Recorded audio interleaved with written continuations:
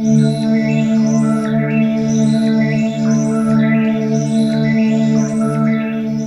just been listening to episode 13 of the Transcendent Knowledge podcast, where I was in discussion with Jimmy, and you had already heard episode 12. So I thought it would be a useful project to evaluate and analyze the difference between these two different conversational dynamics. So now the Transcendent Knowledge podcast has had two separate, very different conversational styles. One of them was what we did episodes 1 to 11, which was you and I in conversation with each other, and that went through multiple different phases. So to start with, we were talking about our own histories and our own experiences and how we came to understand the ego-death theory and want to make use of it in this way. And then we moved on to actually making use of it by using it as a lens through which to talk about other topics. And we talked about popular psychedelic thinking in great detail. And then we moved on to Platonism, so trying to examine Platonism through the lens of the ego-death theory. And that's as far as we got. And then after this 2-year gap, then I started to podcast with Jimmy. And between me and him, it was a very different style of conversation and of podcasting, because because he and I are in very different positions relative to the similarity between me and you, where between me and you, it's two insiders talking to each other, where we both fully share a certain understanding of the significance and the relevance and the explanatory power of the ego-death theory, and we then use that as a basis for our conversation. Whereas with Jimmy, I'm the insider with this understanding, but he is not. He does not have this understanding, and he does have a great energy and a hunger for talking about the core subjects to which the ego-death theory is very relevant, such as psychedelic experiencing and religion and what he calls perennial philosophy, although I'm familiar with that term. I don't use that term as much as he does. So he does have that hunger and that energy to explore those topics, but he doesn't do so from within the framework of understanding that the ego-death theory provides. And actually, just to mention, Michael Hoffman recently characterized Jimmy's position as an unstable halfway point between ignorance of this entire domain of thinking and full transcendent knowledge understanding. So the conversational dynamic between me and Jimmy is very different in that there's none of this issue of using the ego-death theory as a framework to explore other topics, and it's more like I am using the ego-death theory as a converting type thing. It's a project to see if I can, using Jimmy's position in this unstable halfway point and kind of break it down and move him to the stable, full point of understanding where he fully gets it. I want Jimmy at some point to say to me, "Oh yes, Max, that's right. I can see why you place so much importance and emphasis on the ego-death theory. Now I get it. Now I understand what you've been trying to explain." And we haven't got there yet. And I think that one of the things I'd like to do with you is to analyze why we haven't got there yet, and what's the impediment to reaching that progression with Jimmy. And that's why. So we've just been listening to podcast episode 13, and it's funny because when I'm in conversation with Jimmy, it's a very serious affair, and I'm really trying to have a very serious conversation with him. But between me and you, when we're listening to it, we can take some humor from it in seeing this. It's almost like the psychological habit that Jimmy has in discussing these issues, which perhaps are what is preventing him from reaching a full matured understanding. And I think this is important because it hints at two very different applications of the ego death theory. So on the one hand, the application that you and I were using is that we use the ego death theory to examine the shortcomings of other ideas, such as popular psychedelic ideas, and also, I suppose we wouldn't really say the shortcomings of Platonism, but just the way in which the understanding of Platonism can be developed by using the ego death theory. So that's the application that we use. But then when I'm talking to Jimmy, it's really me personally using the ego death theory in a separate, different application, which is its conversionary potential and the potential of the ego death theory to change a person's way of thinking. And I feel that is an ongoing project. And sometimes I'm thinking to myself, like, actually, I doubt, like, does it really have that application? Can you really convince another person who doesn't yet get the full picture of the ego death theory of its explanatory power? Or is it just that for some strange reason there's these three people, me, you and Michael Hoffman, who seem to be the only people in the world who really get this and who want to come out publicly and talk about this, and everybody else is stuck in this other way of understanding, because that's one thing. Although Michael Hoffman characterized Jimmy's thinking as an unstable halfway point, that makes me wonder, well, I've been having these kind of conversations with Jimmy for 7 years now, and I haven't yet detected any shift in his thinking. So I'm wondering, how unstable is it? How unstable can his style of thinking really be if it has withstood 7 years of me trying to convince him of a modified, advanced, and different way of thinking that the ego death theory provides? So yeah, how does that sound? Well, I agree about about your characterization of the difference that when we first got in contact, we were interested in taking our shared understanding of the ego death theory and of Michael Hoffman's style of interpretation and applying that to other things in our lives, other ideas we've encountered. Whereas, and I think an important point in your conversations with Jimmy is that they are, in a way, ended up being centered around, for example, because of the conversion type project, his experience, for example, contemporary atheism, his experience on atheist forums. And so that in that way, those podcasts are more focused on, in a way, on Jimmy and on sorting out his thinking. And I guess what I'd like to ask you is, your last point there saying it's been 7 years. Could you characterize what that? But the podcast is only 2 episodes, so what are the earlier interactions, and what is the extent of them? And then I think that part of the question there is, you say you were questioning yourself about, well, how effective can the ego death theory or using it be at a conversion type application, if in this case, it has taken so long. So if you could expand more on what you mean by those, what has been going on in those 7 years? Have you been having conversations like this, or the other sorts of, you mean sharing on forum postings?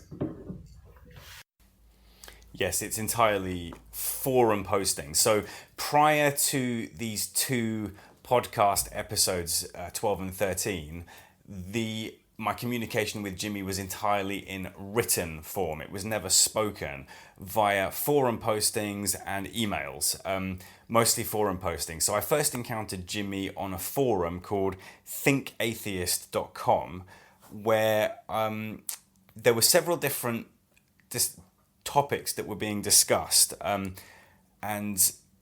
First of all, it was Terence McKenna's ideas. I saw a thread about Terence McKenna's ideas, which I thought I would enter into and give my own interpretation, my own thoughts about Terence McKenna's ideas to gauge what the reaction is. And it was clear that there were two very different camps within that forum thread. One of them was Jimmy's thinking, where he was kind of enthusiastically and very positively talking about Terence McKenna's ideas, and then everybody else in that thread who was being very negative, very scathing about Terence McKenna's ideas, calling it the title of the thread was "The Junk Science of Terence McKenna." So it's this accusation of pseudoscience that Terence. This isn't a thread that you had started. I didn't start this. You observed this thread. Yeah, I just came across it randomly. I can't remember how, and it was already well underway. And then, and then I thought I would just join in, just clarifying what I take to be the misunderstanding. Like, so it's a very common accusation that is leveled at Terence McKenna, which is the accusation of pseudoscience, which is a very trendy modern way of dismissing certain people's arguments. So, for example, Carl Jung is often referred to as being a pseudoscientist. In fact, the whole domain of psychotherapy is often called a pseudoscientific domain of thought. But in this case, it was about Terence McKenna's ideas, especially concerning the stoned ape theory, which is the idea that apes were tripping on magic mushrooms, which is then what caused their evolution into modern Homo sapiens. Yes, I've encountered that in other places of people bringing that up almost out of the blue when discussing Terence McKenna, that, well, all of his ideas are corrupt and bad because of this stoned ape thing, and no scientist could ever take everything he says seriously. It's very dismissive, sort of. I've always found that somewhat ironic because it misses the point that Terence McKenna himself gave a very enlightening critique of the way that science does that in the first place. The way that science, or positivism you could call it, has set itself up as like ultimate judge, jury and executioner over every idea in the world, and that either ideas conform to the standard of being scientific or else they are pseudoscientific, and to be pseudoscientific is to be dismissible and subject to scorn and ridicule. And Terence McKenna himself had already pointed that out. So then to claim that certain of Terence McKenna's ideas are pseudoscientific is to fall into the very trap which Terence McKenna himself had pointed out. So I could clearly see that dynamic taking place in this thread. But what particularly what I noticed especially about this thread was I recognized my own experiences of, after many years of posting in various forum threads in many different platforms, that I would always find myself being the lone contrarian fighting against a group of other people who all have presenting this unified front of negativity and dismissal against ideas. But whereas with me, the idea that I would be defending would be Michael Hoffman's ideas, the ego death theory in its various forms, like the psychedelic theory of religion and theories of determinism and that kind of thing. Here, I was observing Jimmy being similar to me, a lone contrarian.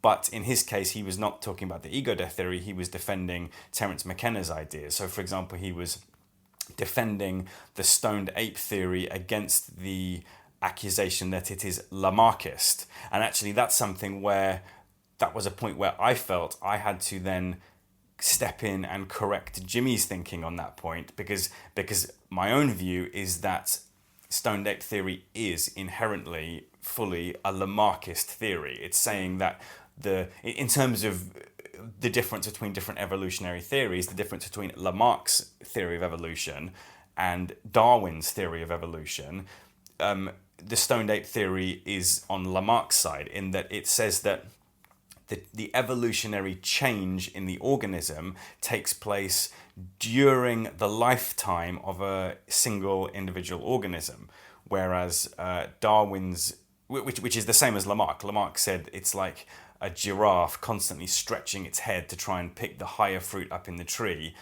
because it spends its life stretching its neck becomes longer, and then it passes those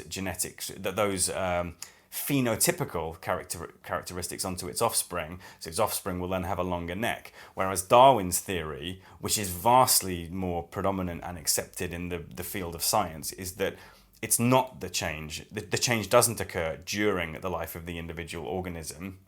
Rather, it's that a giraffe with a certain length of neck will then have offspring which have a genetic mutation which gives the offspring a longer neck than the parents. And because the longer necked offspring are more likely to survive because they'll be able to eat more food from higher up in the tree, that they will then pass those genetic characteristics on to their offspring. So it's the difference between the change in the organism taking place during its life, or the change in the organism taking place between two generations, right? The genetics that are passed on to the offspring. So it wasn't as if my role in that thread was to defend Jimmy wholeheartedly. It was more as if I was just trying to join in independently and say partly that, I partly was defending Jimmy in saying that I don't consider the stoned ape theory to be pseudoscientific. I think it's a misguided, the whole enterprise of dismissing certain theories as being pseudoscientific is misguided according to Terence Mckenna's view. But at the same time, I wanted to clarify Jimmy's thinking and try to kind of progress his own thinking. And then inspired by that, I then posted my own thread. I started a thread in that same forum, which was called The Entheogen Theory of Religion, where I tried to present the case that religion is metaphor for entheogenic experiencing. And then Jimmy played a very big role in that thread. Again, not quite fully understanding it and not quite engaging in that discussion in the way that I would, but still, it was then me and him were the lone contrarians, each with our own differences, but then there was this big group of other people who were all very scornful, very derisive and dismissive towards the whole thing. But just to interrupt for a second, to the way that I'm understanding characterizing some of this is that this is related to the community of, especially the community of very hardcore atheists that exists, and then also, so your habit of posting online at various forums and trying to introduce ego death theory in various forums and provoke discussion, and then reaching out to somebody who seems to be, I suppose this is the idea of reaching out to people who seem to be in close agreement or in closer agreement and try to bring them over to a closer understanding. And so amidst the kind of the ongoing normal, the kind of like normal, almost like drive-by dismissals of the ego death theory and the kind of the typical things we always read at this forums over and over again, Jimmy stood out as some sort of enthusiastic engagement with it. Yeah, he showed far more promise than the typical dismissive audience, and far more willingness to engage positively with it. And another point was that this was a very different audience from the ones that I'm usually interested in trying to engage with. So typically, I would engage with either a more like religious audience, but more so the popular psychedelia type of audience. Whereas people this was already on board with entheogens and psychedelics and yes, see their value in some form. Yeah, so whether or not they agree about them as the wellspring of religion or have a detailed concept of self-control, breakdown, and the light of frozen timelessness, stuff like that. But they still see the value in psychedelics somehow. Yes. Whereas the atheist form is different from that. There's not even a sense. They're very interested in religion, but no sense of, they'd even be dismissive of psychedelics, perhaps. They were, yes, absolutely. They were very very prohibitionist kind of attitude. It doesn't seem like that would have to go with atheism.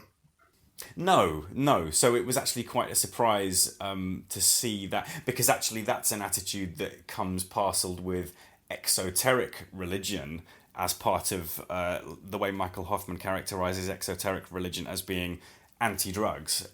Actually, here you have a situation where atheist people who would be against exoteric religion are also anti-drug. So in that sense, that's something that the atheists and the exoteric religionists, like exoteric Christians, have in common with each other, is that they both share this prohibitionist anti-drugs attitude. So I started to I, as fully as I possibly could, as fully as I always do, I presented the argument in support of the psychedelic theory of religion as psychedelic metaphor, and Jimmy had his engagement in that discussion. And actually, yeah, as an aside, Jimmy's thinking at that point demonstrated that he shares some things in common with exoteric religion and standard thinking in the specific case of you can trip without drugs, and that's an issue that I've very heavily tried to engage Jimmy in and point out the full picture of what that idea is all about, and the rhetorical strategies that are behind that whole idea of or that there are natural ways of eliciting the mystical altered state, as well as this unnatural means, which is taking drugs. So again, that's something that even Jimmy, perhaps without realizing it, has in common with the very people that he's trying to argue against. He shares that common viewpoint that drugs have to be damned with faint praise, as like, oh sure, drugs can induce the mystic altered state because you can't seriously deny that in this day and age, but they're just a simulation of the way that traditional mystics would have accessed the mystic altered state, and that's just an unnatural substitute means of inducing the mystical altered state. So that's something that's part of Jimmy's thinking, and it's also part of atheist thinking and exoteric religionist thinking.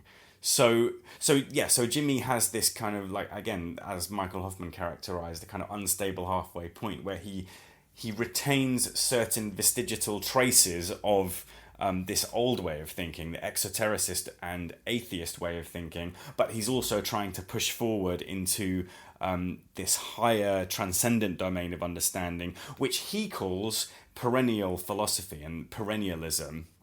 Although I don't really like that term so much. There's some good things to be said about the term perennialism, in the sense that it emphasizes the unificatory approach to understanding religion, where it unifies different religions under the broad banner of the shared phenomenological characteristics of mystical experience, which are common to all religions. But it doesn't fully get the point of what transcendent knowledge is about.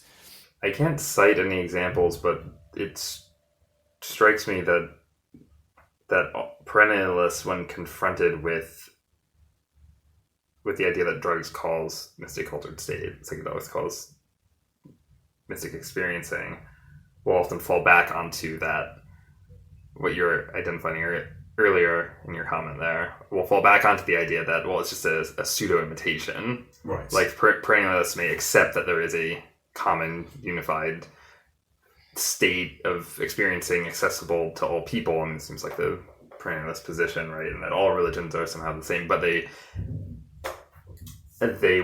when confronted with the idea that drugs cause that state, they will say, well, yes, it's just one against many. They have to, like, shut out in a way. They view it as somehow a threat to their explanations of religion and mythology. I can't cite examples to you right now, but that's my sense when I think about perennialists. And that there's some debate involved, like perennialists have been involved in some sort of debate about that, about like where do drugs fit in, and they're accepting of psychedelics to the extent that they are they're another manifestation of this same thing that's been going on. But it's somehow suboptimal, or somehow it's a modern form, or it's something else. not the true origin of wellspring itself. Drugs are not the true wellspring. I think that's what the perennialists would... I've encountered that idea amongst some perennialists. When confronted with... They already have a dialogue about thinking, I guess, in the earlier 20th century. They already have a sense of that all world religions are pointing to, and religious practices are pointing to the same sort of state of mysticism, however they define that. And then when confronted with the idea that drugs actually cause that mystic state reliably and regularly, there is some of them have pushed back against that, or have had to incorporate that into they because of already having this sense of, well, there is mysticism, and all these other religions somehow have that and access that in some way, or refer to that in some way. They don't want to acknowledge that drugs were the cause of that in the first place. I think that's some of the really forward thinking or really radical cutting edge thinking that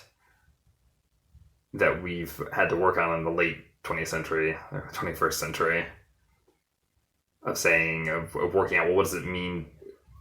What does it mean that all of these that drugs were present throughout history of religion? And so I think perennialists, from what I've encountered, have been throughout the 20th and 21st century in a kind of bind about the drug evidence, the evidence for psychedelics. So it emphasizes the point that they're midway through a progression which the ego death theory has already taken to its completion in that regard. And just to point out, when we were talking about evolution earlier, when we were talking about vestigial traces and development. Was that intentional? I mean, a vestigial trace is an evolution term. Right.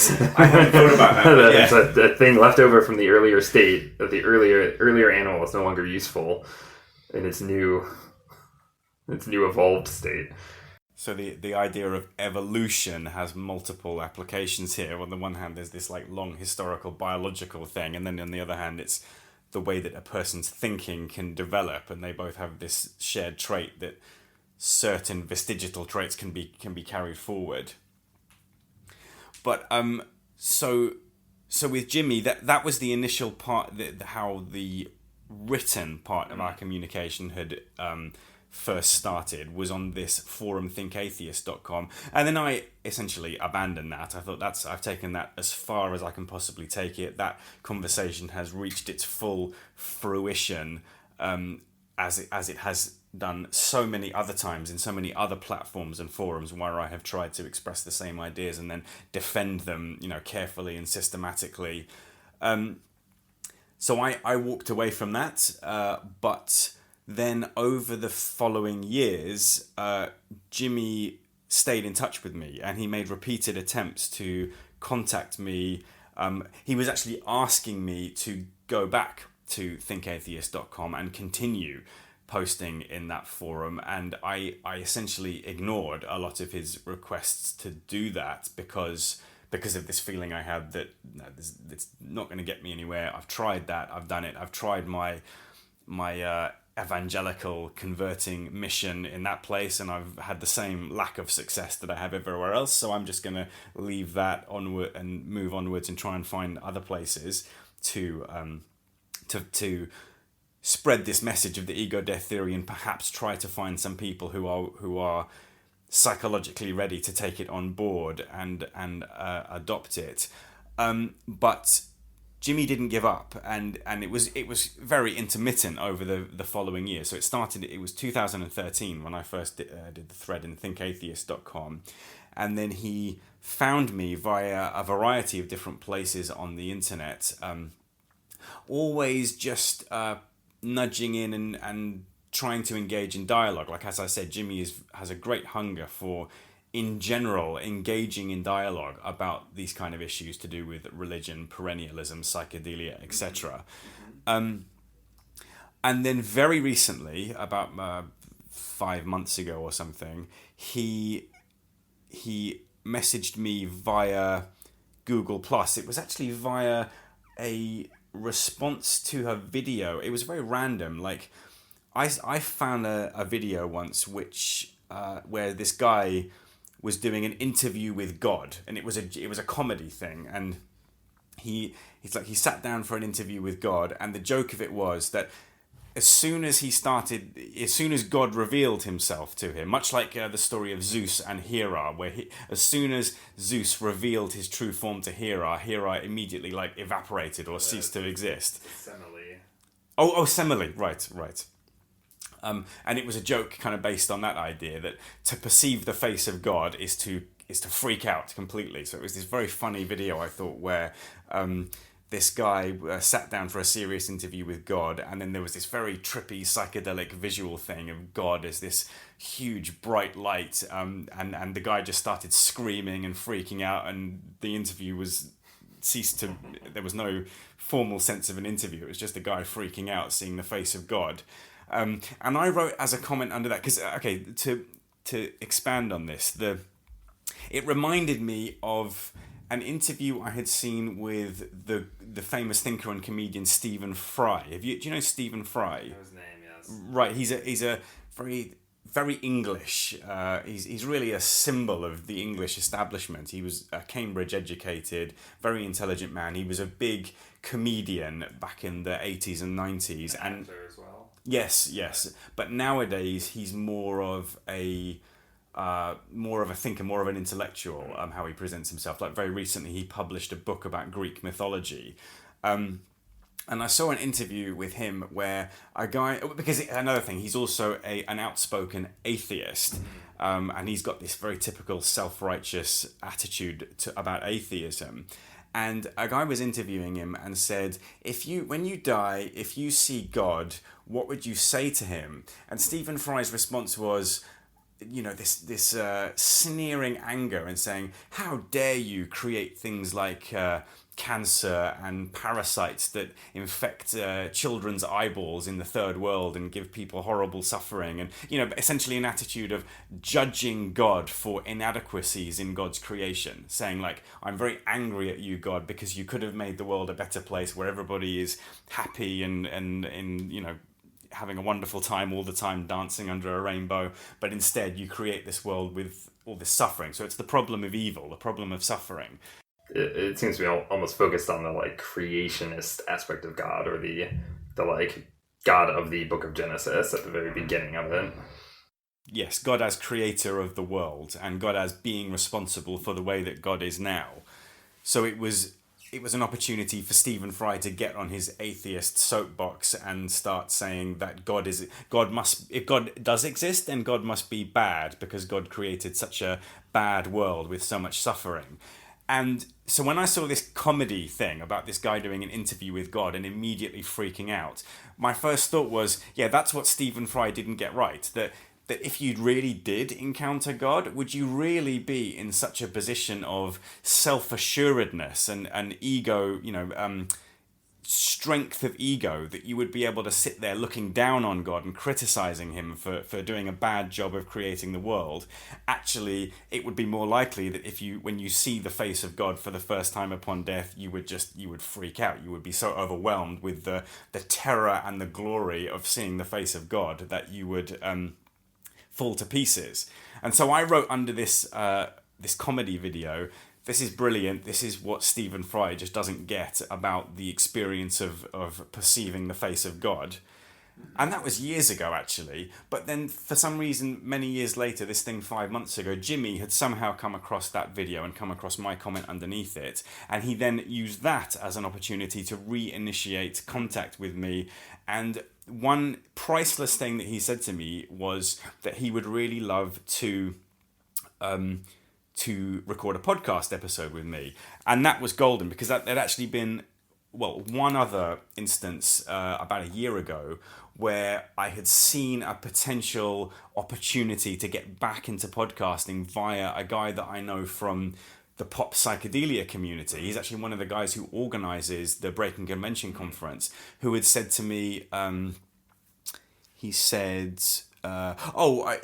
been involved in something. He's carried out interviews with various spiritual teachers, including one guy called Zen Roshi or something, some Buddhist teacher, and Ken Wilber more recently. And he said to me, "Oh, hey, Max, you're the only person I know who really knows about the ego death theory. I would really like to do an interview with you in the same way that I've done interviews with these other people like Ken Wilber, and I would like you to explain the ego death theory to me. So I wrote back to him and I said, his name's Ali, and I wrote back to him and I said, that would be really great. I would love to record a podcast episode with you. Let's cover the following topics. I would like to explain the crucial the difference in the way that Michael Hoffman addresses the meditation issue versus the way that pop spiritualists and pop psychedelicists tend to address the meditation issue. And I would also like to address the issues of how Michael Hoffman's thinking is different from pop psychedelia points of view about psychedelic drugs and the way they treat psychedelic drugs. And I thought, wow, that's great. That's another opportunity to get back into podcasting. I said to him, let's record a podcast episode. And I was thinking that could be Transcendent Knowledge podcast episode 12, but then never heard back from him. He just didn't reply to me. And I thought, oh yeah, here we go. Because that right there seems, well, I don't know. It could be any number of reasons why I didn't get back to you, but it seems quite telling that if you're proposing things that would, not just talk about the ego death theory in isolation from anything else, but also in its, like, the kind of critiques and the critiques we'd worked on of meditation and of pop psychedelia, that is perhaps, roughening the waters, stirring the waters of the audience too much, perhaps. Yes, exactly. It's like his audience. It was revealing the way that he initiated that conversation. He said, "You're the only person I know who knows about ego death theory," and I kind of wanted to reply, "Yeah, and there's probably a reason why I'm the only person that you know. It's because there really aren't any other people, and this is not a popular topic. This is not something that people don't want to hear. This is not good news about psychedelics and the world and that kind of thing. As well. Yeah, it's actually very bad news. It's actually a very unwelcome thing for most people to hear, that you can't trip by meditating and that there's no free will, and that a bad trip is actually the highest thing, the most extreme, most exalted mystical experience. Yeah. All these things that the ego death theory reveals are generally not very welcome among the pop psychedelia circle. Yeah, it's almost like the press they want to avoid. Right. These are kind of trending into other topics that we want to discuss more, but the kind of press that they want to avoid is that drugs are dangerous in any way. Right. The general trend seems to be recently that psychedelics are very beneficial and can be controlled, whether that's through microdosing or whether that's through having a licensed, trained guide, sitter, therapist, etc. But those are future topics. I think that it strikes me that what your conversations with Jimmy have involve, and this larger picture of them involve the world of contemporary atheism. And so, in a way, that's a shared project that both you and Jimmy have engaged in. It seems like Jimmy especially is very passionate about engaging with these hardcore atheists and challenging them or trying to invite them to view things differently. The examples of him calling into different shows on a regular basis and posting these forums where he's like alone, as he characterized, a lone contrarian voice against those communities, so to speak. The orthodoxy of those communities about atheism. And so it seems to me there's two things going on in your conversations with him, and one is addressing the world of atheism, and the other is then Jimmy's personal relationship with that and his own personal thinking through of those issues. So he comes out of this Jimmy comes out of this atheism world and is in some ways still focused on that or turned towards that. But what is your sense of how would you characterize his interest in Michael Hoffman's work and in the ego death theory or the entheogen theory of religion or the cybernetic theory of transcendence? I think I would characterize it as being underdeveloped. It's distinctly lacking. He's aware of it. So what were you going to say? I was going to ask, why do you think he's interested in it? Has that topic come up much? I guess in me, he sees a chance to have to engage in dialogue, which he always does, but this is a very different kind of dialogue. Perhaps he doesn't fully understand just how different the dialogue with me has the potential to be. So I feel like in his engagement with the ego death theory, it hasn't got past the point of paying shallow lip service to the ego death theory at this point. He'll say, oh yes, I want to read the ego death theory, point me out to some interesting articles that Michael Hoffman has written that I can read, but so far there's no detailed engagement with the content of it. So he's aware of it. He knows that I am absolutely devoted and passionate about it, but he doesn't understand why, and he doesn't understand the content of it. He doesn't. One thing that Michael Hoffman pointed out is that what is very lacking in Jimmy's thinking is a detailed engagement with the phenomenological content of mystical experience. And I think that he's stuck at the level of unity consciousness, and it's an experience of oneness, is like the high mystical experience. Although that actually contradicts his own personal experience of the psychedelic state. And that was something I think I covered that in the podcast episode 12 when I had the first recording I did with him, is to, same as I did with you, is to really ask him about his personal experience with psychedelic experiencing. And he said that the first time he ever did it, he had a really bad trip, and the phrase he used that stood out above everything is he said he felt that everything was already completed, that there was nothing new, and everything had already happened, which sounds to me like the vantage point of four-dimensional block universe determinism, and that was a tremendously depressing, like essentially almost suicidally depressing feeling, that there was nothing new, that everything had already happened, that he experienced during this bad trip. But he hasn't made the connection between that and highest mystical experience of ego death. And so when he characterizes mystical experience, he characterizes it as unity consciousness, experience of oneness, rather than an experience of control loss, perception of frozen time. He does a little bit, like he mentioned frozen time when he was characterizing somebody else's mystical experience, which is something that stood out. You clearly noticed that. But there's something of a gap in the integration that he makes between those two issues.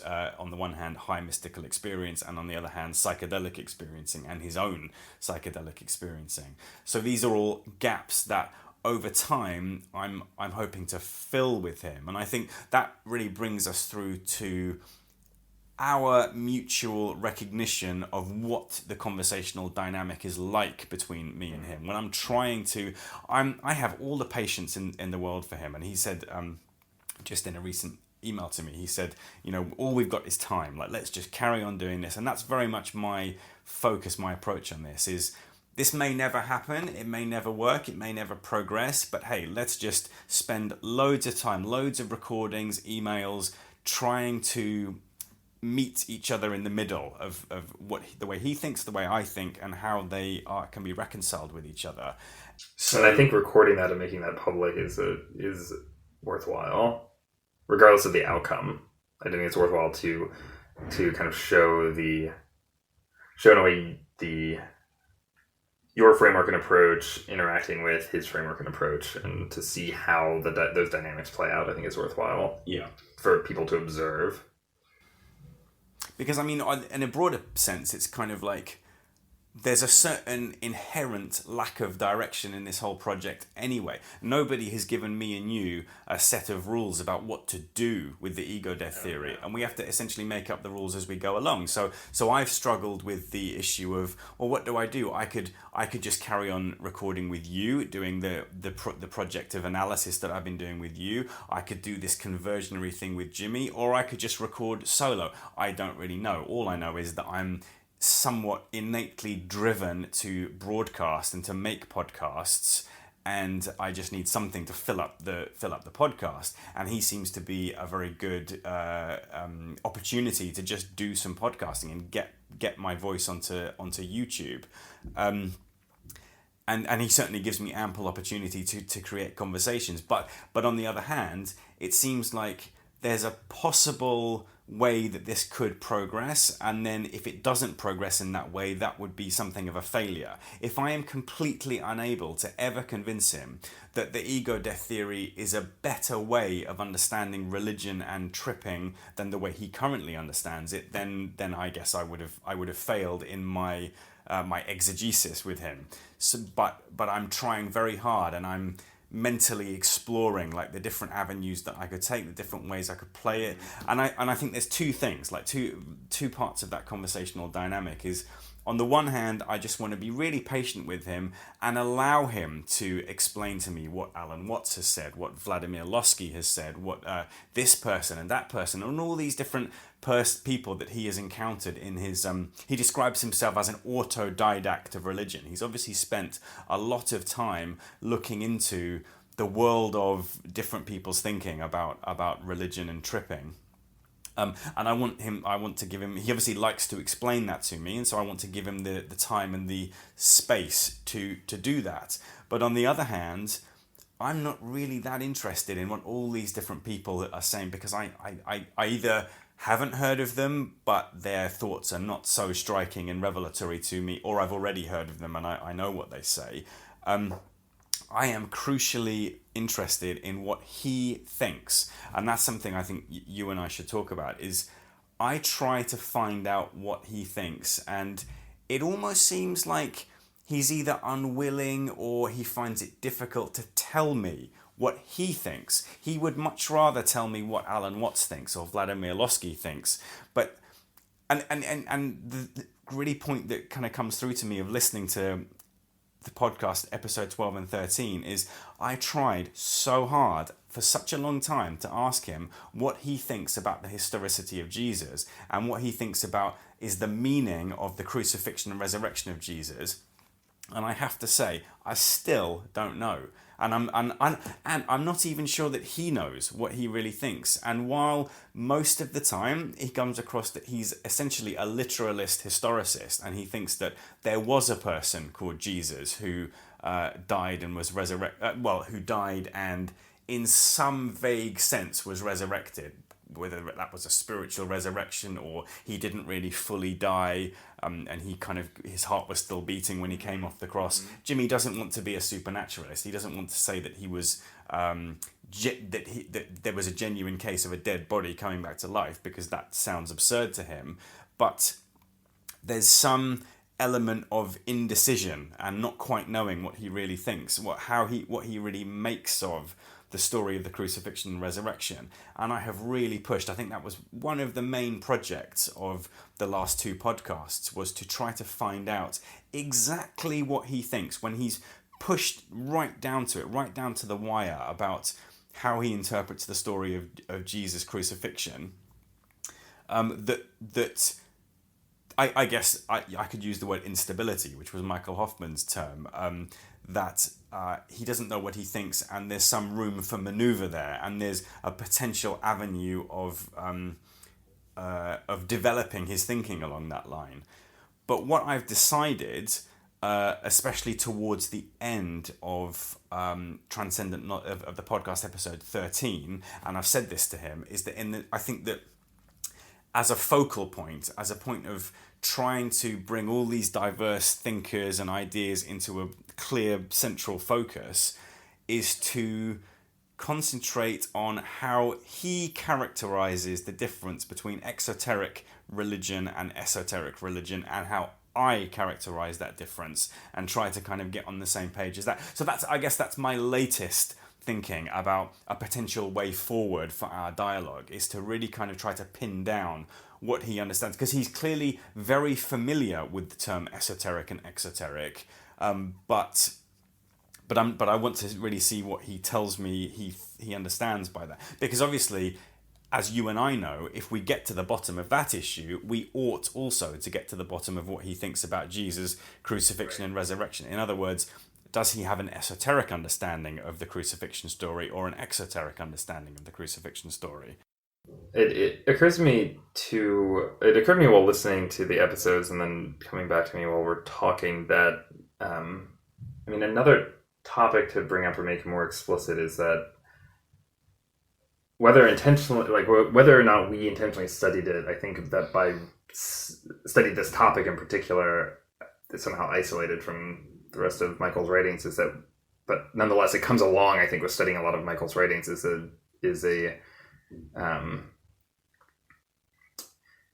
a clearer sense of the way that various paradigms of thought or frameworks of thought end up shaping even the questions we ask and the ways that we interpret responses. And for myself personally, in my own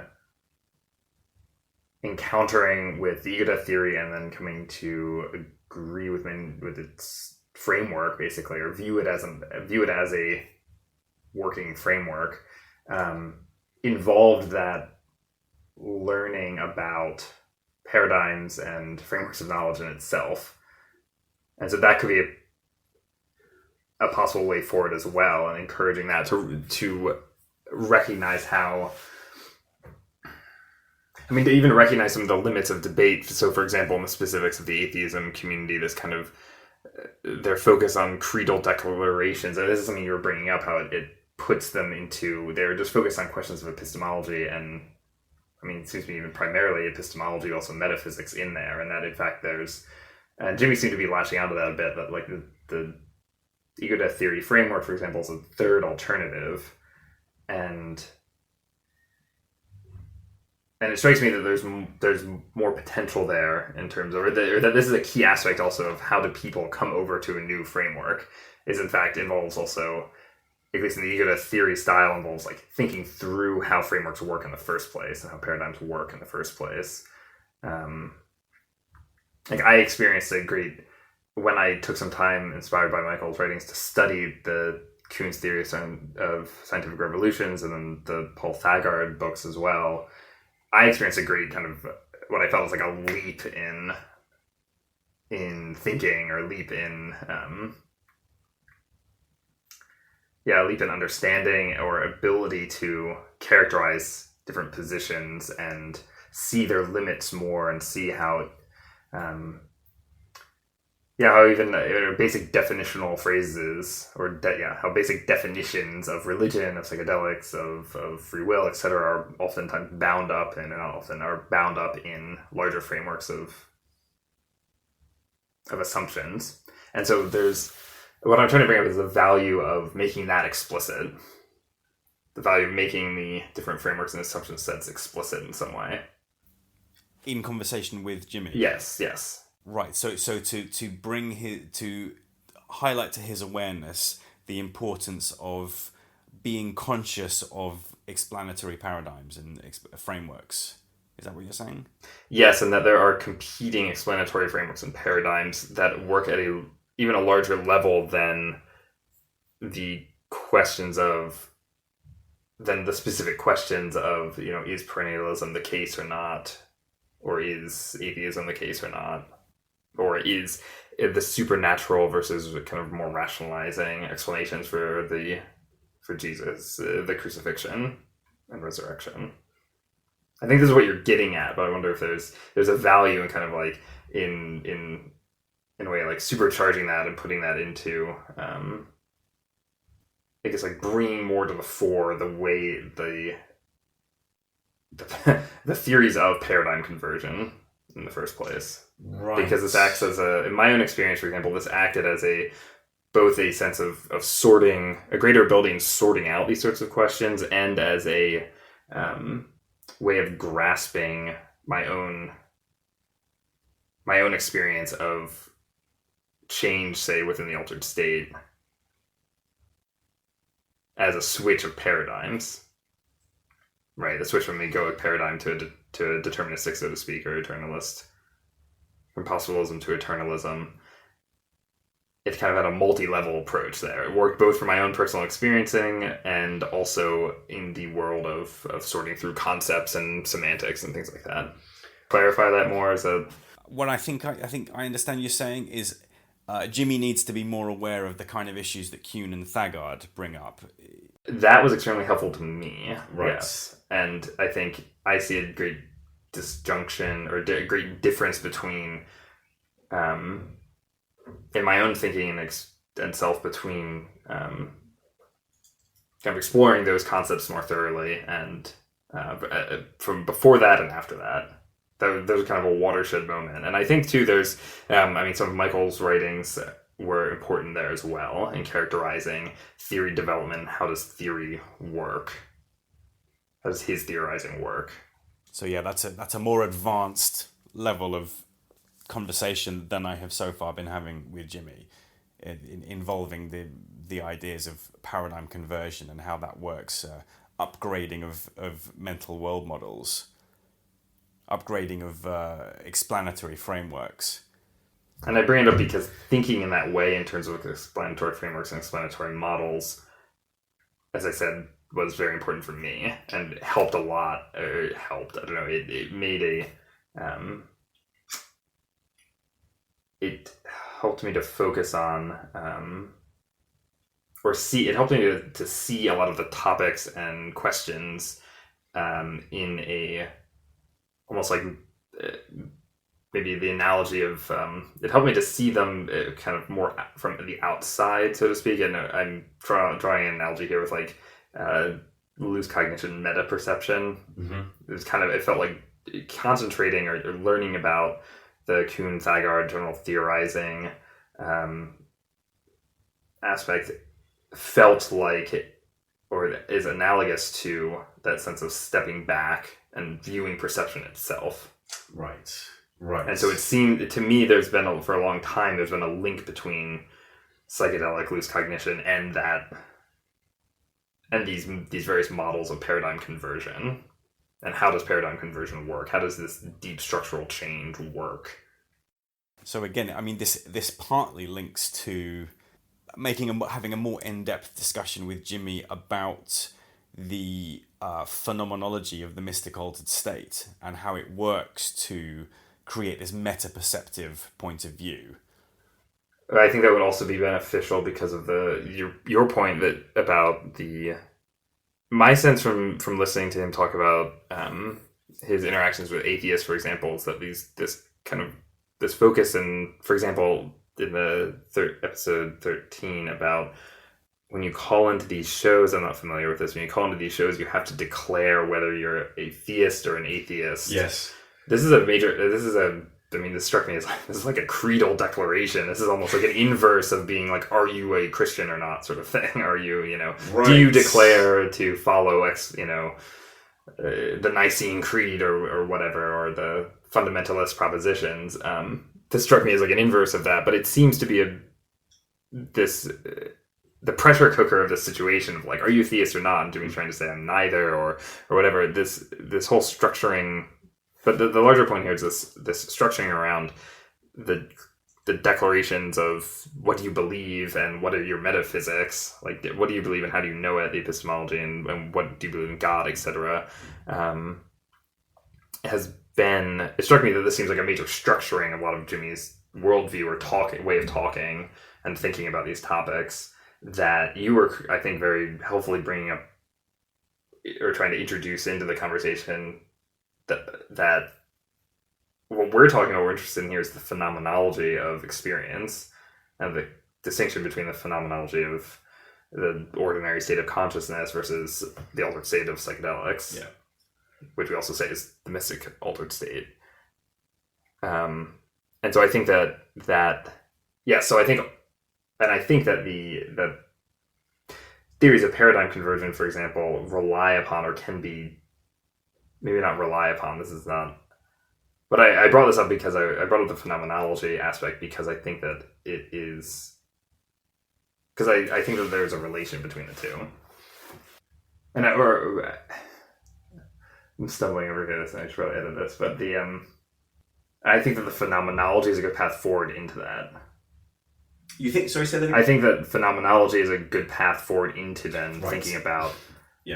theorizing itself. And yes, the themes that would come up in an analysis of the phenomenology would lead into that. It would lead into a discussion about paradigms and explanatory. And that this might be it's almost like trying to make explicit the mechanics of conversion, so to speak, the way that conversion works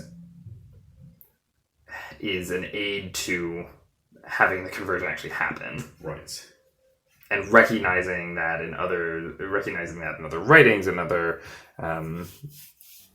fora of how is a worldview introduced and how does it gain converts.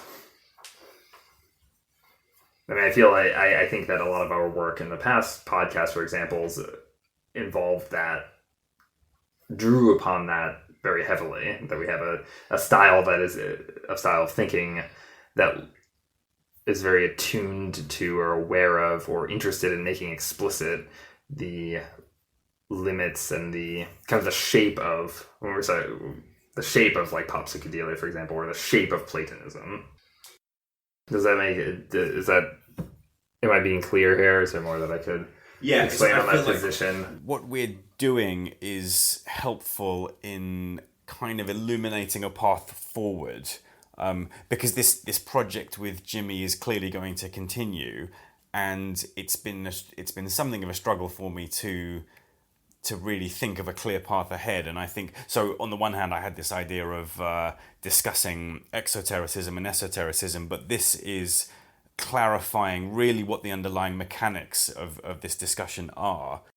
I guess another way to put it is, if you feel like the conversation with Jimmy has been in a rut for some time, it could be useful to try to reflect with him on what the rut is. What are the form of that rut, and what are the outlines of it? And that kind of taking a step back to look at that issue, that rut, both reflect on the form of the discussion and then specifically for him, what are his almost like habits of thought, or his moves that keep coming up when you bring up certain topics.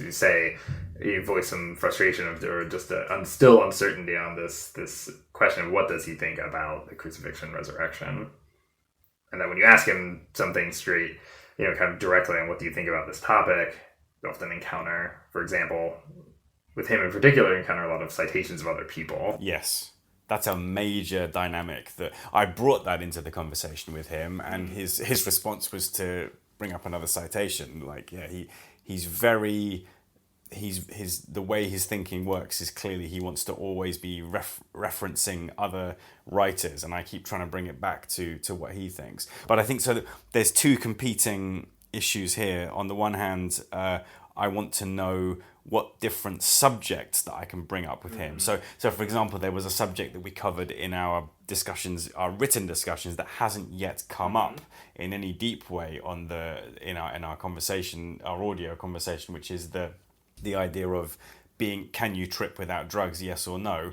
But that's actually at the lower level of conversation, and what you're pointing to is like a higher level of conversation where we need to take a step back, almost like take a meta-perceptive point of view on the conversational dynamic as a whole. In the way that you and I are doing now, we're kind of analysing the discussion, but I need to bring this level of analysis of our discussion into my actual conversation with Jimmy, and see how that works, see if that can illuminate for him what as you said, like why our conversation seems to be in a rut, why it doesn't change, why we're not moving forward. Actually, Jimmy has just suggested the idea of a trialogue, potentially, like where the three of us are kind of in conversation together. And I wonder I think that can't be a bad idea. Like, I wonder how that would work. I'd be open to that. Yeah, to try to combine these two conversational dynamics into one. And then it's almost like you and me continuing from our previous project of using the ego death theory from the point of view of both being insiders to it, except that now we're both using it for this other application of actually seeing how good it functions as a conversionary method to try to convert someone's thoughts. So yeah, this is all rich kind of avenue of thinking and exploration of how to progress with the conversation with Jimmy. What is your sense of, we have a little bit of time left. What's your sense of Jimmy's motivations in discussing religion? That might be a fruitful topic as well to then talk about. It strikes me this might be behind some of the citing of different people, and Yeah, I'm as I've brought up before in this conversation. Actually, I'm interested in both the like personal dynamics of like interacting with like of converting Jimmy, so to speak, basically of like how does conversation like that progress, and then the larger dynamics of what is this contemporary atheist dialogue like. It's not something I'm very familiar with, but it's there's some sort of conversation about religion going on, and again, in tune with our earlier projects, I'm interested in like understanding that and characterizing that. And I wonder if there's to some extent the like. It strikes me that Jimmy is very much, from what I've encountered, very much formed by that whatever this conversation is of going on in atheism. To rely upon we have to rely upon what other people have said already. Yes. Whereas that doesn't apply to what I want to get out of a dialogue with him. Right. It's less about, I don't care about who he cites. Like, I really just want to know. Because you asked me about his motivation. I think one thing he is motivated by, he wants to be an autodidact. He wants to be an independent thinker, which is very much like what me and you are motivated by. You don't need to have citations to do that. That's very much just about what he thinks, and that's what I want to get to the bottom of, is what he thinks. And I guess I want to force him to take a particular position rather than vacillating between different positions, like about historicity, non-historicity. And that's something I'm edging towards it, and I do perhaps feel that some progress has been made. And I guess I forced him to acknowledge that there was some vacillation on his part. He said to me like that I had forced him to think about this in between the two podcast recordings, and that he had realised that he's perhaps not quite as clear with himself about what he thinks as he ought to be. And perhaps it could be useful to ask him, well, I don't know, as an example, like what does he think are the benefits or the limits, essentially like asking him to do maybe some amount of like source criticism, so to speak. This is now I'm drawing on academic terms, but of Alan Watts and Vladimir Lasky and right. some of these figures who seem to be regular, like parts of his reading experience and sense of, I don't know, have formed a lot of his thinking about these topics, but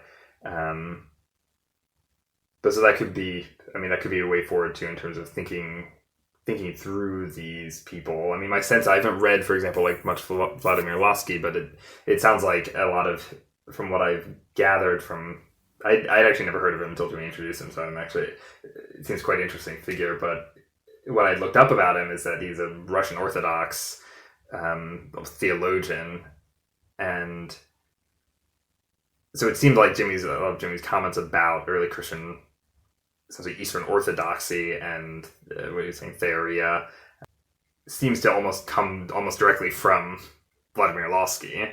Oh right, yes. Which is a valid thing, but it's also the question might be, is Vladimir Lasky right to say that, or are we just going to take him because we like what he says, and then we'll use him as our source for everything? Or through him, the early, Simeon, Saint Simeon, the new theologian, we'll use him as the source for that. We'll get to Simeon through Vladimir Lasky or something like that, and Lasky's interpretation of these people. But it's, this is a similar sort of questioning that I have. What are the advantages of Lasky and what are the disadvantages of Lasky? Mm-hmm. But this is sort of like source critical and I guess like theoretical, so to speak, in questioning that I do all the time, habitually now at this point. Right. But Jimmy doesn't really do it, and I think the ego death theory could equip him. It can provide an equipment to be able to do that on a better level than Jimmy's doing it. And in a way, that's a kind of like very practical benefit to thinking that again, my experience with that I feel I've experienced partly from studying Michael's work so much. Also, I brought up too kind of the source criticisms and academic perspective as well. So there's aspects of that as well in my academic background.